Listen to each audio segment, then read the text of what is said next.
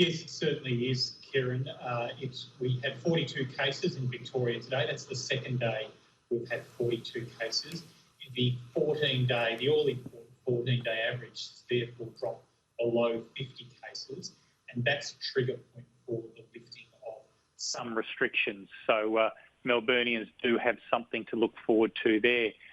Even more significantly, the average number of cases in regional Victoria over the last 14 days has now dropped to 3.5 cases.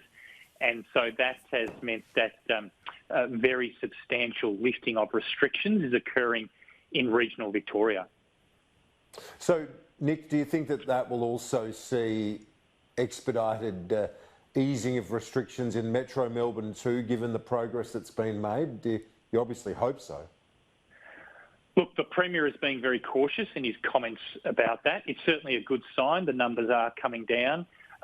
Most Victorians today, I think, are wishing that they lived in regional Victoria because the lifting of the restrictions is very substantial. So at the moment, if you live in Melbourne, you can only leave your home for one of four reasons. There's curfews. You can't go more than 5 kilometres from your home. You can't see or have family or friends visit you. The restrictions go on and on. In regional Victoria, you now can leave your home, that you can have gatherings. There's still limits on those numbers, but you can gather. You can go to the local pub, eat outside. There's a degree of normality returning. Now, of course, this has got a lot of Melburnians thinking that they wouldn't mind heading for regional Victoria, particularly with the school holidays coming up. But the Premier has made it very clear that that's not allowed. In fact, there's a new offence carrying a $5,000 fine for anybody who lives in metropolitan Melbourne and tries to make their way to regional Victoria. And that's being policed with a ring of steel around metropolitan Melbourne, with police policing major roads there. Of course, this causes all sorts of puzzlement, if you like, amongst Victorians because, as many of your viewers would know, the Mornington Peninsula is a very popular holiday destination. That, however, is considered to be inside metropolitan Melbourne for the purpose of these regulations. So if you saunter down to your holiday home in Portsea, Sorrento or the Peninsula, you cop a $1,600 fine because you've gone more than 5 kilometres from your home. But if you go to, say, Mount Macedon or Hepburn Springs or another regional holiday location, you'll now cop a $5,000 fine. Such is the state of life here in Victoria. Yeah, it's bizarre, isn't it? I wonder, from your vantage point, though, what's your take on the broader debate about the state borders issue? Because it's obviously a big focus in New South Wales, Queensland, WA, South Australia, and we've seen, as of midnight, South Australia, the Marshall government easing restrictions, at least for the ACT. What's your read on this broader discussion? Because obviously the sooner the better when it comes to easing those border restrictions.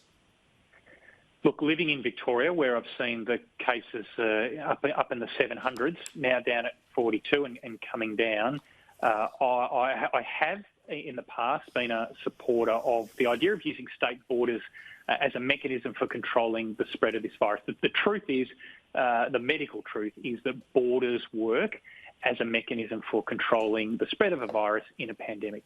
Having said that, I do think that the numbers are so low now in some of these jurisdictions that it is becoming a little bit ridiculous, the maintenance of these borders.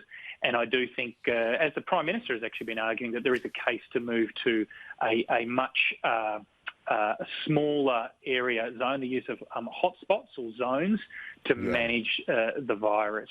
I mean, it's interesting, Kieran, we've got 42 cases today in Victoria.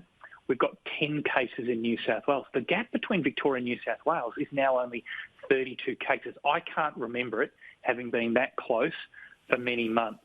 And so we are, I think, slowly but steadily moving to a situation where even between Victoria and other states, we're going to have to get some new border arrangements in place. And certainly between the other states, they should be bringing those borders down. Yeah, the sooner the better. And with Victoria too, because that trajectory is improving and hopefully that happens soon for all concerned, Nick. And finally, on the hotel quarantine issue, that inquiry continues today. Brett Sutton was there. He was asked about an offer from Brendan Murphy, the then Chief Medical Officer, about the ADF troops. He couldn't recall exactly what went on in terms of what was passed on up the chain and so on. But how has it been received in Victoria, that particular inquiry? So the Chief Health Officer, Brett Sutton, was indeed before the inquiry today. And look, Brett Sutton has become a household name in Victoria during the period of this lockdown. He's on the evening news every night giving the update. And so this was a very, very big day for the inquiry. And look, there was numerous revelations that came out. One was that, yes, there does appear to have been advice coming from Brendan Murphy around options for the involvement of the ADF in the hotel quarantine arrangement.